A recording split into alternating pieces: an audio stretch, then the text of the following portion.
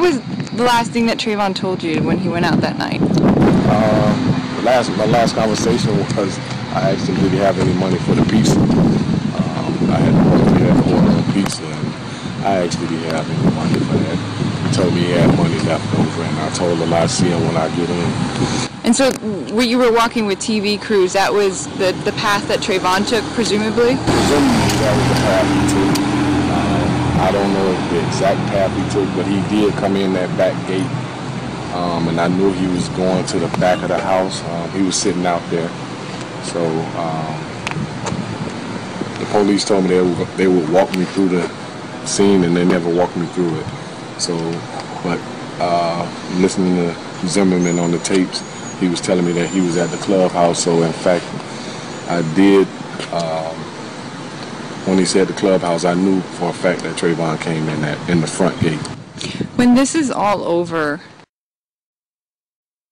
Tonight, a deadly shooting in Sanford. Police have the gun, they've got the shooter, but they have not arrested him. And as Fox 35's Keith Landry tells us, the dead man's grieving family wants to know why not.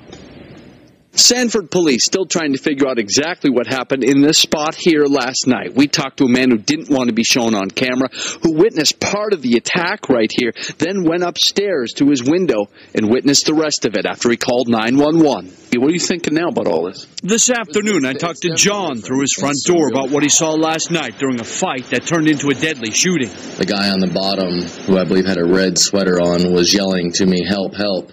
I told him to stop, and I was calling 911. John locked his patio door, ran upstairs, and heard at least one gunshot.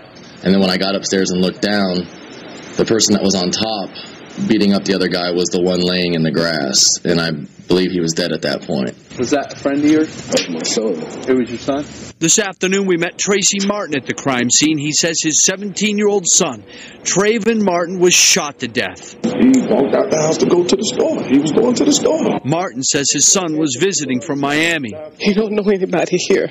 He just came down here. He was bored. So he walked to the store. He was on his way back home. I'm living down here. He was sitting out on the porch, and this man killed him. Are you serious? Police tell us the shooter surrendered right away last night. They've questioned him, but have not arrested him, and they are not releasing his name yet. Investigators still talking to the man who had the gun and eyewitnesses to figure out exactly what happened. In Sanford, Keith Landry, Fox 35.